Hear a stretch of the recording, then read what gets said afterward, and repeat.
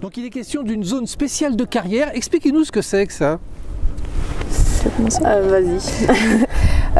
En fait, la zone spéciale de carrière, c'est bien expliqué au départ justement de l'introduction du document qu'on vous a fait passer, avant l'étude au cas par cas, dans l'échange de courrier entre ministères. En fait, ça permet l'application d'un article du code minier qui autorise des recherches et de l'exploitation sans autorisation des propriétaires et sans procédure d'expropriation non plus. C'est une sorte de réquisition des terres en fait. Donc ils essayent là justement d'instaurer cette zone spéciale de carrière sous prétexte de morcellement énorme des parcelles en Savoie en général déjà et chez nous. Donc il faut savoir qu'il n'y a pas que la Haute-Maurienne qui est concernée, il y a aussi dans la zone spéciale de carrière de Maurienne l'Arvan. Et l'Arvan, c'est vrai qu'ils ont apparemment des biens sans maître, donc il serait difficile d'identifier les propriétaires. Et du coup ils font valoir ça et l'intérêt national de besoin de plâtre et de relocalisation des productions pour voilà, avoir ces autorisations d'extraction de gypse simplifiées, quoi. Une fois que la zone spéciale de carrière est déterminée, actée, en fait les permis d'exploitation sont très simples à obtenir. C'est plus que des formalités.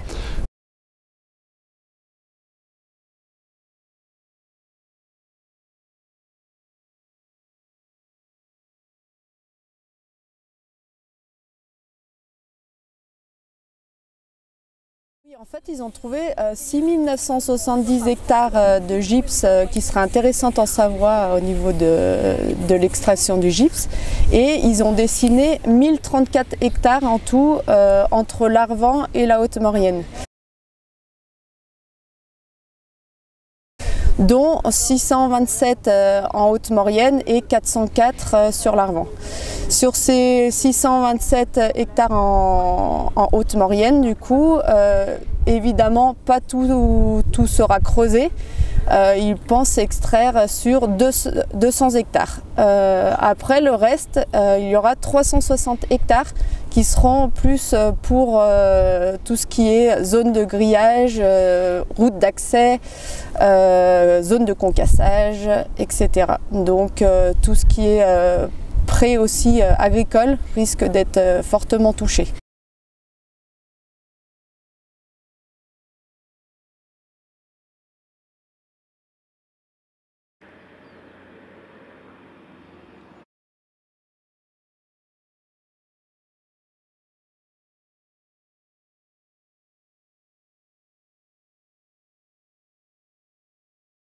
Ici, ils ont trouvé dans la ZSC qu'on pourrait approvisionner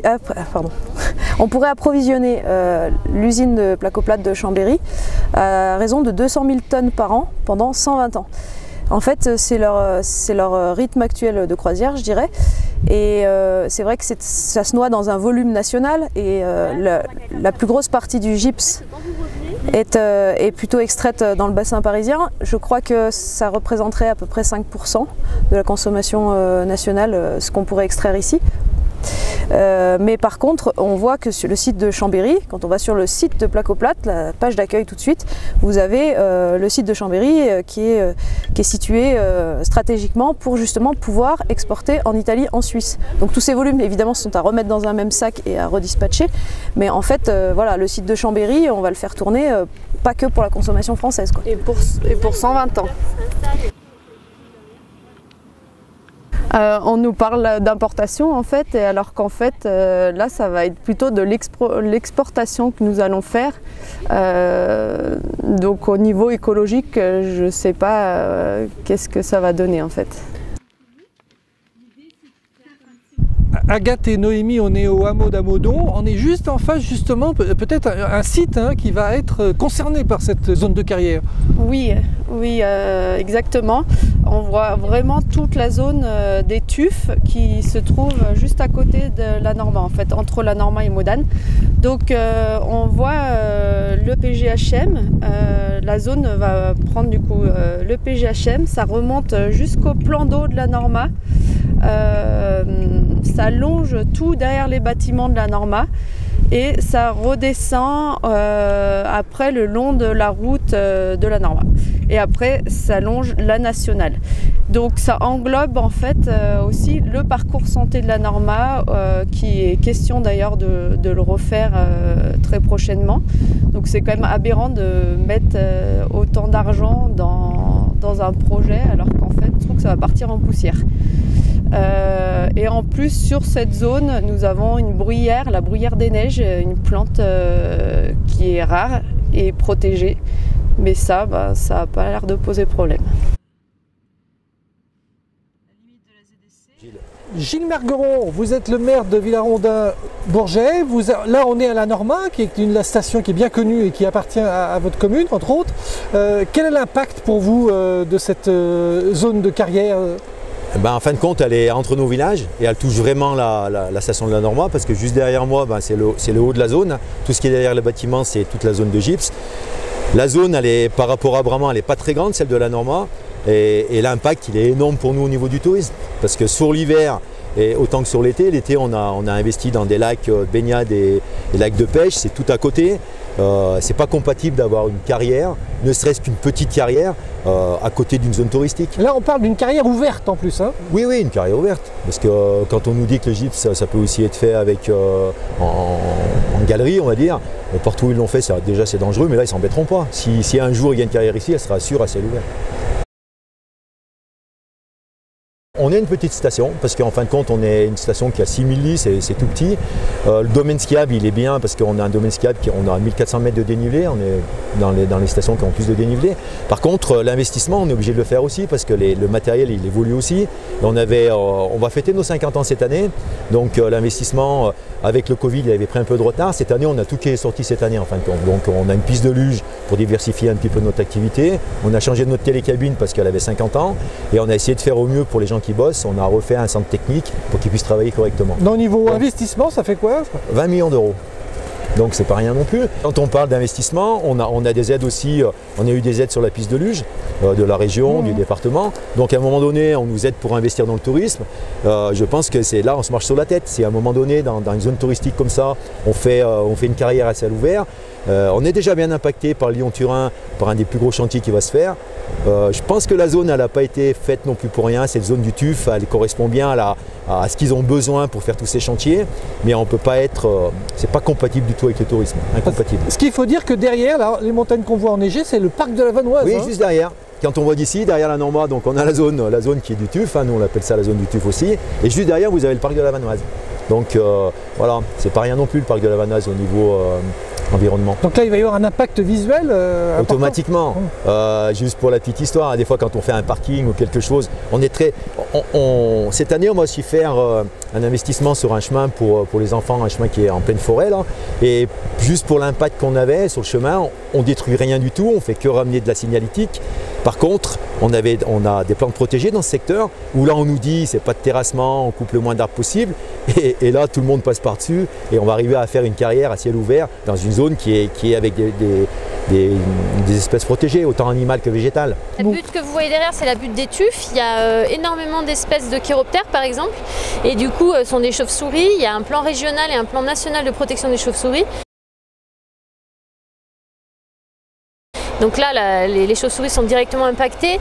Il y a des ICO qui concernent donc la protection des oiseaux, parce qu'on est des zones avec des gypaètes, des vautours. Il y a des sniefs, donc il y a une diversité faunistique et floristique hyper importante. Et d'ailleurs, le projet, il coupe une zone Natura 2000. Mais ça, c'est pas un problème parce qu'il y a un décret européen qui permet de passer au-delà de ça. Il faut voir qu'on a le parc national de la Vanoise juste en face, le cœur de parc. Là, on est en zone périphérique. C'est les montagnes toutes blanches qu'on voit. Hein. Oui, c'est les montagnes là, voilà. blanches. Là, l'Estive, sur la commune de Villarondin-Bourget, il y a une porte du parc de la Vanoise. Donc vraiment une ouverture sur le parc accessible à tous. Et du coup, le projet coupe aussi des corridors biologiques. Donc c'est des zones où les animaux circulent en fait. Et donc le projet en coupe à plusieurs endroits. Et du coup, ça coupe cette circulation et les animaux se retrouvent perdus sans trop savoir où aller et comment se diriger quoi. Moi j'ai des chevaux qui se trouvent juste derrière moi, là dans des prés. Je passe beaucoup de temps avec eux à nettoyer mes prés, à m'en occuper. Et un jour j'ai vu une biche et son faon qui est en train de remonter la route, complètement paniquée. La route qui est derrière vous, hein. La route qui est derrière moi, oui. Et en fait j'avais vraiment l'impression que la mère ne savait plus où emmener son petit. Et en pleine journée, hein, il devait être 2 h l'après-midi. Et dès qu'il y avait un bruit du chantier en dessous, elle ne savait plus, elle partait dans tous les sens. Et elles se sont arrêtées juste derrière moi, en fait, à l'endroit où on est, où je vois tout le monde s'arrêter ici, tous les promeneurs s'arrêtent ici pour regarder le chantier. Et en fait, la biche et son faon se sont arrêtés à cet endroit-là et ont regardé le chantier juste en dessous. Ça m'a vraiment touchée de voir ça. J'ai pas eu le réflexe de prendre le téléphone pour filmer, mais comme si elles avaient été sidérées finalement. Hein, voilà, ah oui, complètement. J'ai eu l'impression de voir une mère qui savait plus comment protéger son petit, qui savait plus l'emmener. Et en fait, c'est important de savoir aussi qu'il y a certaines espèces qui se laissent jusqu'à mourir si on leur enlève leur zone, parce qu'elles ont du mal à se faire réaccepter dans d'autres zones si on leur enlève. De toute façon, tout le monde est à même de voir que le bruit, la poussière, ça c'est des stress pour les animaux, et c'est des zones naturelles qui sont défigurées, qui sont prises. C'est l'habitat de ces animaux qui est complètement réquisitionné par ce projet, quoi. On se marche sur la tête, c'est une incohérence complète.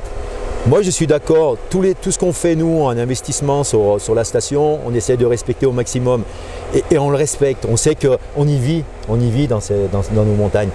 Moi je ne me lève pas tous les matins en me disant tiens, en tant que maire, qu'est-ce que je vais casser aujourd'hui? On est là pour faire au mieux et on respecte ces règles-là. Là, avec ces zones-là, on passe par-dessus tout, parce que même si on est une zone Natura 2000, comme vous avez dit, une ZICO, une ZNIEF, on arrive toujours à trouver des compensations. Pour vous dire, cette forêt-là, quand on voulait faire le chemin Erika, toute la forêt de la zone d'Étufes, elle devait être mise en forêt de sénescence. Donc on ne touchait pas. Et là, dans la même forêt, aujourd'hui, on va nous dire vous avez une forêt qui est magnifique, et dans la même forêt, on va faire une carrière ouverte. Donc je me demande, les gens qui pensent à ça, à quoi ils pensent réellement. C'est une ancienne carrière, non ? Je crois pas qu'ils aient exploité là. Ils ont purgé beaucoup, parce que s'il y a la route en dessous. Ah oui. Et justement, à chaque fois, c'est la sécurisation de la route. On vous sécurise la route, allez. On purge. On réduit les pentes. Dans la réunion, comme ça, il avait glissé que les maisons n'étaient pas prévues d'être rasées. Les maisons isolées ne seraient pas rasées. Ouais. Mais c'est quand même choquant, je trouve, d'entendre ça. En fait. Donc là, ça vient à la lisière de la forêt. Et donc ici, toutes les terres agricoles sont englobées, puisqu'elles sont plates. Donc comme ils ont besoin de zones pour le concassage, de zones pour entreposer, donc ils ont besoin de toutes les terres plates. Et les meilleures terres agricoles, ici, c'est les terrains plats. Baptiste, on est à Bramant, vous êtes un habitant, vous êtes guide de haute montagne. Expliquez-nous Bramant par rapport à cette zone spéciale de carrière là. Alors en fait on se retrouve au niveau de notre village de Bramant. C'est un village qui est séparé en 2 hameaux avec l'église au milieu. Donc on a d'une part Bramant, un peu plus loin, à un petit kilomètre, on a Le Vernet. Et en fait nos deux hameaux qui constituent ce village de Bramant sont complètement englobés dans le projet de ZSC. Le village étant englobé dans la ZSC, les 3 premiers kilomètres de cette route qui mène au domaine de ski de fond sont dans la ZSC, et donc on ne sait pas ce qu'il adviendra de cette route. Est-ce qu'elle sera conservée, est-ce qu'elle sera détruite? Donc ça remet un peu ce projet d'amélioration du domaine de ski de fond en cours, ça le remet en cause. Parce qu'il y a eu des investissements dessus, hein. Voilà, donc depuis quelques années, la municipalité avait envie de développer ce Val d'Ambin. Ça paraissait bien complémentaire avec la station de ski de Valseny. Et donc on a un chiffre là, c'est 1 million d'euros qui est en cours d'investissement sur ce domaine du Val d'Ambin. C'est un investissement qui vaut pour l'été et pour l'hiver. Donc le choix d'accéder au Planet simplement avec une navette, donc dire tout simplement pas de voiture, là-haut pas d'infrastructure lourde, c'est-à-dire quelques pistes de ski de fond qui utilisent les routes existantes. Il y a eu quelques petits aménagements dans des terres agricoles, mais avec l'accord des agriculteurs, avec une remise en état simplement pour permettre à une dameuse de passer. Il y a même des itinéraires plus orientés pour la raquette, pour les piétons, donc là où il n'y a même pas besoin d'aménagement lourd, simplement un balai balisage. Il y a une passerelle piéton qui permet de passer sur le versant ensoleillé pour les mois de décembre et de janvier, qui est en cours de construction.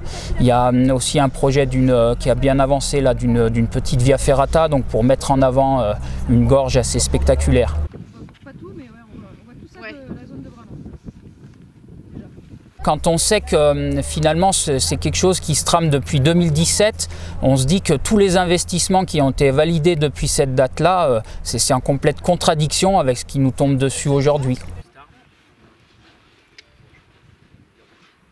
Sur la carrière, pour ne pas mélanger, mais pour plus tard, effectivement.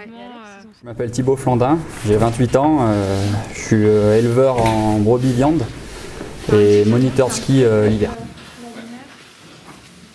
Il est clair, moi comme tous les autres agriculteurs, ça impacte une grosse partie de nos terrains agricoles. Donc nos surfaces de pâturage essentiellement pour le printemps et l'automne, parce que c'est des surfaces qui sont à basse altitude autour de nos fermes. Et surtout pour le fourrage qu'on fait dans ces zones.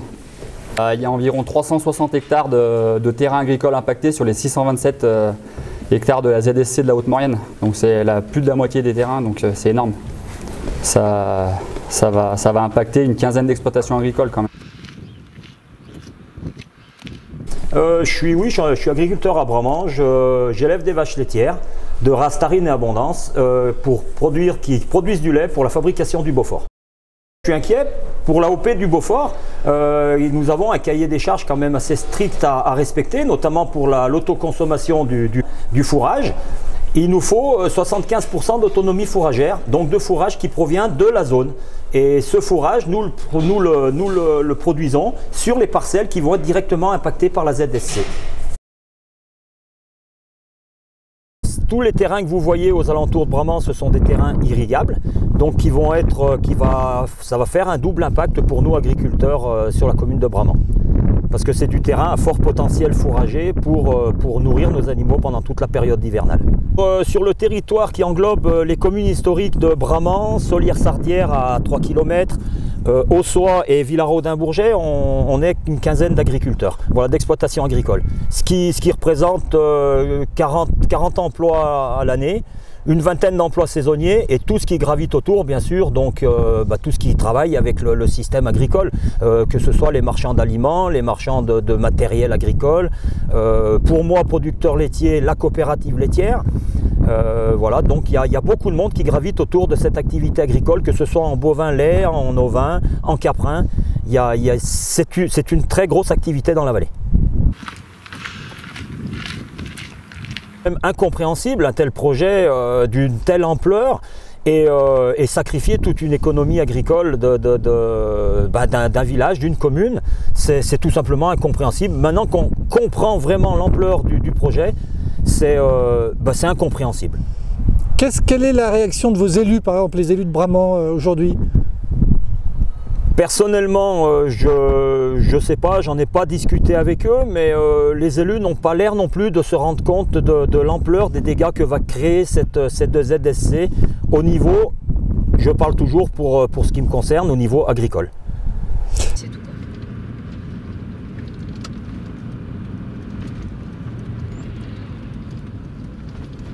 Donc on parlait de ce groupe de citoyennes citoyens, hein, vous avez vraiment été ému par rapport à ça, hein, parce que tout d'un coup vous étiez face à un projet qui était pas divulgué, hein, déjà on peut dire. Hein. Qu'est-ce que ça vous a fait pour vous les habitants? Alors c'est vrai que moi c'est vraiment difficile pour moi parce que déjà j'habite juste au-dessus des travaux du Lyon-Turin. Ça fait beaucoup de bruit, j'hésite même à manger sur ma terrasse souvent parce que j'entends que les bruits du chantier et je suis en train de me dire pour l'instant il n'est pas trop tard pour ce projet-là. Parce qu'en fait, c'est le jour où je verrai si je vois des arbres tomber sur la butte en face de chez moi qui est vraiment ma vue, en fait, je sais que ça sera déjà trop tard. Et je pense qu'il est temps en fait qu'on réagisse avant qu'il soit trop tard. Et c'est pour ça que j'ai voulu en parler autour de moi. Je passe mes journées dehors, je vois beaucoup les animaux qui ont changé de comportement, qui sont apeurés déjà à cause du bruit. Alors j'imagine qu'est-ce que ça peut donner après. En rentrant vous-même dans le dossier, en apportant des données, des documents, vous êtes aperçu quand même que les élus étaient un peu au courant, beaucoup plus tôt que ce qu'ils disaient, en tout cas certains. Oui, on a eu des réactions très diverses en fait des élus et qu'il y avait des niveaux d'information aussi très divers d'après les garants. Il y a des élus qui nous ont répondu qu'ils n'étaient pas du tout au courant du projet. Il y en a d'autres qui en avaient eu vent mais qui avaient demandé des infos à la préfecture et qui n'avaient pas obtenu grand-chose. Sinon la lettre de mission, de nomination des garants. Voilà. Et là quand vous parlez, on est en automne, enfin en fin d'été.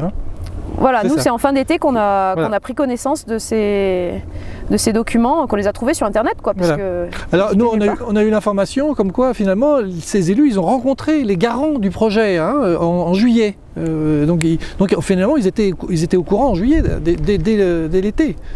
Oui, alors c'est vrai que les garants, en fait, quand on a compris qu'il y avait une concertation préalable qui se préparait, ils étaient déjà nommés, donc on les a trouvés sur internet aussi, on les a contactés, et c'est eux qui nous ont dit en fait dès leur nomination, ils avaient rencontré tous les élus, enfin pas tous les élus, tous les maires et accompagnés de certains adjoints des communes concernées, plus Modane, parce que Modane n'étant pas dans le territoire de la ZSC, mais directement impacté parce qu'ils sont juste voisins pour les accès, pour les nuisances aussi, et ayant eux-mêmes une carrière communale juste à côté, ils avaient aussi joint la mairie de Modane. On se sent pris en traître, quoi, parce qu'on se dit mais en fait même les communes ne sont pas trop au courant, on nous prépare encore un grand chantier, même si ça ne va pas être creusé partout en même temps et pas partout tout court, puisque Agathe l'a bien expliqué, mais en fait c'est des chantiers encore pendant 120 ans, là on a déjà le Lyon-Turin, je pense qu'on arrive au seuil de tolérance. Oui, du coup, vu de Paris, je pense que c'est sûr que la Maurienne ressemble à un désert avec 21 habitants je crois au kilomètre carré. Du coup, on se dit, mais quand est-ce qu'ils arrêteront de nous imposer encore plus de travaux pour un intérêt public qui est en plus discutable quand on creuse un peu. Là, on se dit, voilà, ils nous saccagent la vallée.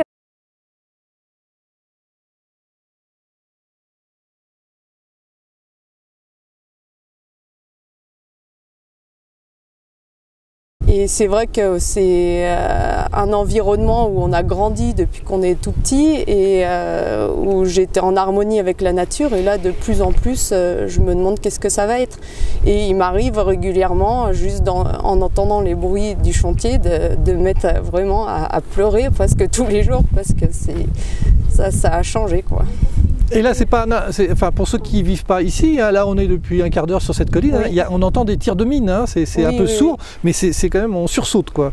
Oui, ils sont souterrains, mais en plus dans les maisons de temps en temps, Agathe elle le ressent dedans à l'intérieur. Oui, même à l'intérieur de chez moi, je peux même pas, l'après-midi, il y a eu des jours où je ne pouvais pas faire la sieste dans ma chambre parce que ça vibrait, il y avait comme si un hélicoptère qui était au-dessus de la maison, qui faisait un bruit épouvantable, et ça faisait vibrer vraiment la maison, quoi. Est-ce que le développement durable, c'est se dire, bon bah, il y a une vallée, elle est déjà un peu bouffée sur le bas et assez détruite, allez, on continue, et puis dans ce cas, faut le dire tout de suite, on sacrifie cette vallée, on reloge tout le monde, on nous fout dehors, quoi. Mais là, voir ce patrimoine et tout cet entretien, quoi, qui a été fait, tous ces prés de fauche, etc., vous verrez à Bramant, quoi. Imaginez que ça serait sous la poussière ou coupé par des accès grillagés, talutés, ça servirait pour des zones de concassage. Enfin, c'est juste... oui, ça nous fait quelque chose. Je sais